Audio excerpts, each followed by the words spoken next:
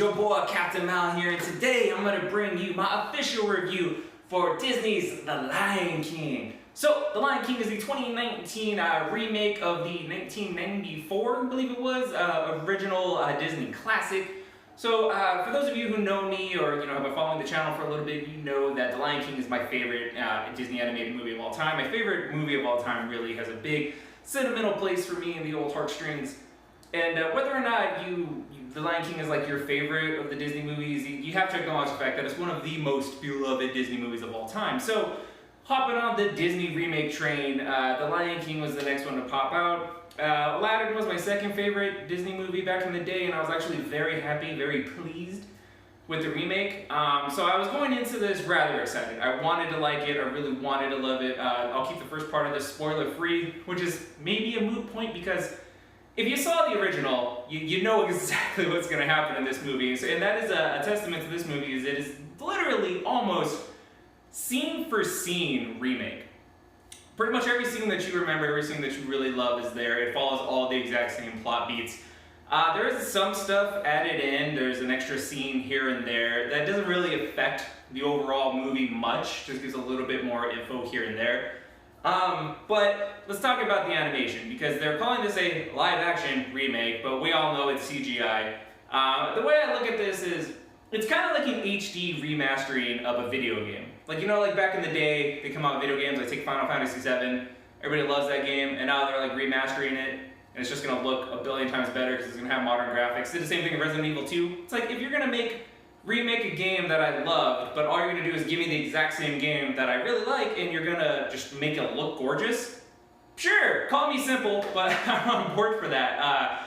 Because I feel like it's gonna be a lose-lose for Disney. Like, if you change this movie too much, people are gonna, complain and cry that, oh, you changed my movie.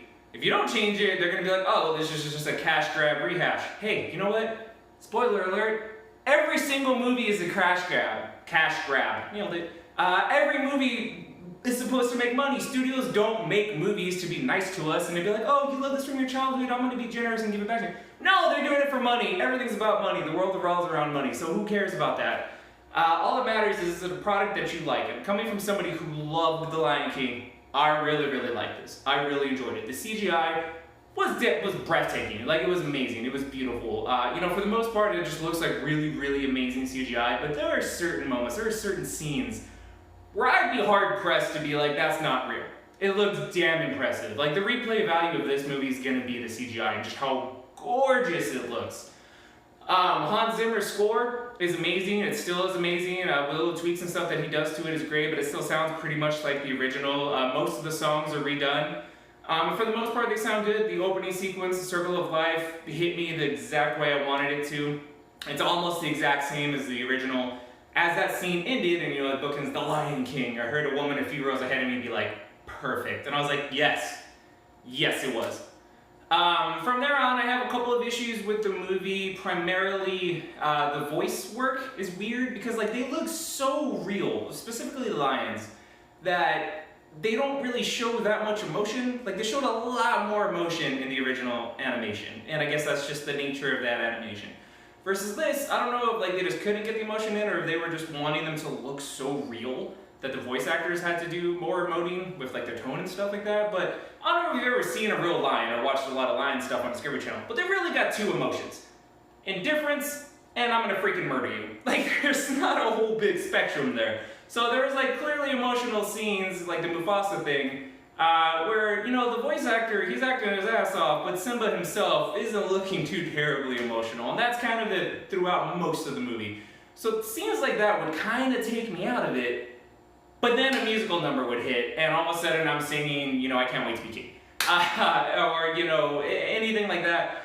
Or the Hans Zimmer score would play, and I would just get hit by a wave of emotion. And I will say this, it's nostalgia. Nostalgia is a mofo. That's what this movie is. If you don't have an emotional connection for The Lion King, our boy Weapon 2, if he watches this, he'd probably be like, sure, it's fine, it's okay. It's nothing special, it's not bad. But if you love The Lion King like I do, I feel like those moments are going to hit you again and you're going to be all in. And you're probably loving this movie more just because of nostalgia. I watched the original with some friends right before going and watching this, and yes, I cried. Don't judge me. If you do not cry when Mufasa dies in the original, you are not a person. You're not a human being. You're dead on the inside. You're a robot like Weapon 2 Fears. I don't know. That movie makes me cry. Come at me, bro. I don't even care. And this movie got me too. Not to the same effect, but I was teary-eyed. I had a knot in my throat. I was emotional. It was rough. But yeah, the CGI is gorgeous. That's what really sells this movie. The voice acting is good for the most part. My big problem was Scar. Chiwetel Ejiofor does the voice work for him, and he's fine. He's a great actor, actually. He's in a bunch of great things. Most namely, my favorite, he's the operative in Serenity. But he does a fine work, but just the way Jeremy Irons, who voiced the original Scar, the way he delivered his lines, the way he enunciated certain parts of it, was brilliant and terrifying. And to me, he's just so Scar. Like, you brought back James Earl Jones from Mufasa, and that's great. Bring back Jeremy Irons.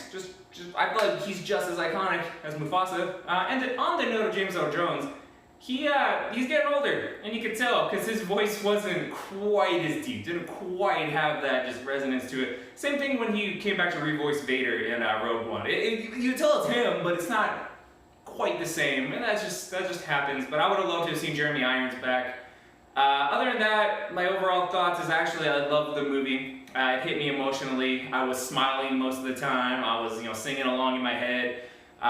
It made me tear up, made me nod up.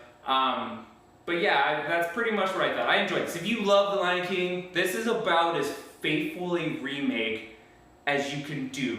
Like I said, it's almost scene for scene. So, okay, that's my overall thoughts. Go watch it, definitely check it out, let me know what you thought. But here we go, spoiler alerts!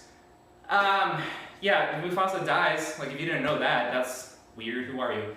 Yeah, and that's cool, and the voice works all great. Beyonce, like, however you feel about Beyonce, they give her, she voices Nala, they give her a little bit more to do, they give her kind of a song to sing. The big change they made musically was Be Prepared, the Scar song, which I figured they would at least change it up a little bit, because in the scene, the hyena's a freaking goose stepping, and I'm like, oh, wow, you can tell this was made, 20-something years ago. Yeah, you can't do that anymore, but so they don't even, it's not that they don't have that in the movie, like they just really don't even sing the song. Like he kind of sings it, but not really. It's like 30 seconds and it doesn't even feel like he's singing a song. He's just like, be prepared, like kind of almost giving a speech. It's weird. I'm like, either just don't have that in the movie, or have the song and just have the hyenas not, being Nazis. But still, even that, Jeremy Irons sang it way better, so I wasn't even terribly heartbroken about that. They added more stuff. The Lion Sleeps Tonight. That was a bigger song that had more stuff happening. And on that note, Timon and Pumbaa make this entire movie. Like, they were the funniest part of this movie by a mile. Seth Rogen was hilarious as Pumbaa. Zazu was great. I believe it was John Oliver was Zazu. He was hilarious in this movie.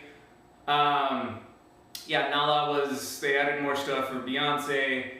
And as a whole, it was good, it was fine. They changed some of the more comical stuff of the movie because they're going for the photorealism, so you can't have, a stack of animals while you're singing, I Can't Wait to Be King. So yeah, they changed some stuff, it's weird. They changed like the Mufasa dialogue too when he comes back, he's like, Simba, remember. And like, I don't know why you had to change it, like, you still got the same message across, they just changed some of the words around. And it's like, they did that in some scenes where they just change the dialogue around, no real reason that you need to. I feel like they're just changing it for the sake of changing it, and like I guess that's fine, but I mean it didn't take away from the movie, it was just kind of different. They downplayed Rafiki and his kookiness, like he's not as funny. There's a couple scenes that are just weird that they changed, but again, for the most part, this is as faithful an adaptation as I could have wanted. The only, like if I could have changed anything, I would have made the lions show a little bit more facial emotions, but hey, here's the deal. I'm happy with this movie. I enjoyed this movie. It hit me emotionally. Am I gonna rewatch it and love it as much as I love the original? No, nothing's ever gonna, replace the original. I'll definitely buy this and I'll watch it again because of its amazing visuals. But here's what I'm excited for. I'm excited for this in the same way I'm excited for Aladdin. Aladdin in this movie, and I'm only gonna throw Beauty and the Beast into this category, the originals are such classics, you have to strictly adhere to them. You can't really go off track too much. But now that the sequels are gonna come out, because they're making money, now you can really do whatever you want. Like The Return of Jafar, The Lion King 2, Simba's Pride, those aren't classics, nobody remembers those. So now you can tell your own story. I was a really big fan of Aladdin, and I might be looking forward to the Aladdin sequel a little bit more than I am this sequel, and that's mostly just because I'm like half in love with Naomi Scott. Yeah, nothing wrong there. And so I'm really looking forward to the story they can tell there. I'm looking forward to a sequel of The Lion King. So long story short, this movie did not disappoint me. I was excited, I was happy. Is it like my new favorite #1 movie of all time? No. Did it replace the original? No. Were there some problems with it? Yes. Did it make me feel like I was 8 years old again? Yes. And at the end of the day, that's all I really wanted, because it's all about emotion. It's all about how a movie makes you feel. So, go check out The Lion King, comment below, let me know what you thought. And as always, thank you for joining me on this episode of the world's greatest news and reviews. Be sure to like and subscribe. Peace.